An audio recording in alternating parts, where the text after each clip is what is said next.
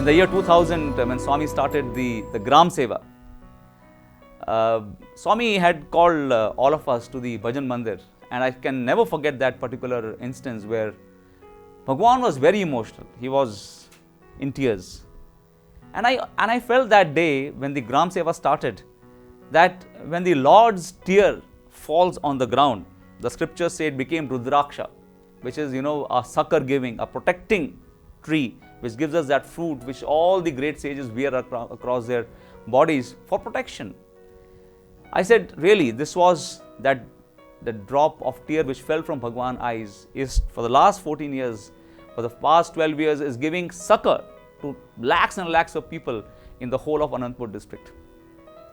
And Bhagwan told about an instance as to how a mother could not afford to even give food to her small children, and she had to partake of poison and end their lives. And year after year, I have seen that Gram Seva is one particular project which has given Bhagwan great satisfaction. In one of the years when we had gone for doing Gram Seva, we had taken even clothes for children along with us, along with some stationery items and clothes. And after we had done our distribution in that particular village, some Gangoti Palli, if I correctly remember, and as we were loading the empty crates back into the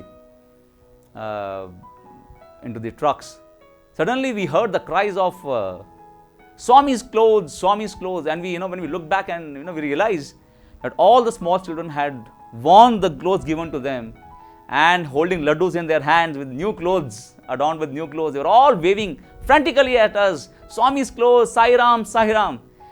I could not contain the tears in my eyes, and I just went into the truck's cabin and started weeping, because that was the reward of selfless service that we were reaping in Bhagwan's presence.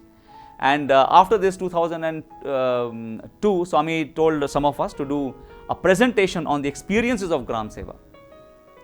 Along with a few teachers and research scholars, we made a presentation. But Bhagwan said that two boys should speak together and share their experiences. They can ask a question, give an answer, then the other two boys can come and have a question and answer format of presentation. Now that was slightly difficult for me, because to memorize my lines exactly, starting and the ending, and somebody else will have to speak, that basically would have meant I will not be able to speak from my heart. And that was difficult for me. So I was forgetting my lines. Even one day, the last rehearsal in Pune Chandra that we had, I again forgot my lines. Our Vice Chancellor, the other members of the group, we were all practicing. We became very alarmed that tomorrow, in front of Bhagwan, if Deepak forgets his lines, it's gonna be a catastrophe. And everybody will blame the whole team. So everybody was praying. But I had to make special prayers. So after dinner was over, I was staying in the hostel. So I just walked off into the Hillview Stadium and looked at the idol of Lord Hanuman on top. And then I started praying to Hanuman. I said, Lord, you have achieved a great deal for Lord Rama. Here I am suffering and unable to even deliver a few lines. Can you not help me do this bit? At least this bit. The same Lord Sai Rama's honor is at stake. Now please don't let me fail tomorrow. And I promise you that if I am able to deliver tomorrow, then from tomorrow evening onwards, for the next 7 days, I will come and take 9 rounds every day. That's my promise to you. So in the night, the deal was struck. And I came, and with prayers and with rehearsals going on, all of maybe even in the dream, I got up in the morning. We went the next day for the program, and the program was a great success. I did not forget my lines. It was a miracle. I could not understand how it happened, but I did not forget my lines. And Bhagwan was very happy. He kept his hand on all of our heads, took photographs with us in groups together. It was amazing. So as per my promise, I started going to Hanuman from that evening onwards, taking my 9 rounds every day. So it continued for 7 days. On the 7th day, after I finished my prayers and my pradakshina, and I was looking at Bhagwan's Purna Chandra, and I was wondering, Swami, have my prayers reached you? I kept my promise, but has the fulfillment of this promise reached and satisfied you or not? I then thought, okay, I prayed to Hanuman, maybe Hanuman got my prayers. maybe Swami was excluded from this, or maybe Swami got it. Then I thought, okay, why this confusion? I have done my bit and I have done with it now. Let me go back, it's getting late for the college. So I started coming down. As I coming down, I heard the siren of the police jeep which used to follow Bhagwan's car. And I thought maybe because one VIP is not well in the hospital, maybe Swami has gone to just visit him and bless him. But then I saw after a little while as I was coming down that Swami's car had already entered the Hillview Stadium. And now I was wondering, God, what is happening? I thought maybe Shanti Vedika, he will take one round and go ahead as he would do sometimes.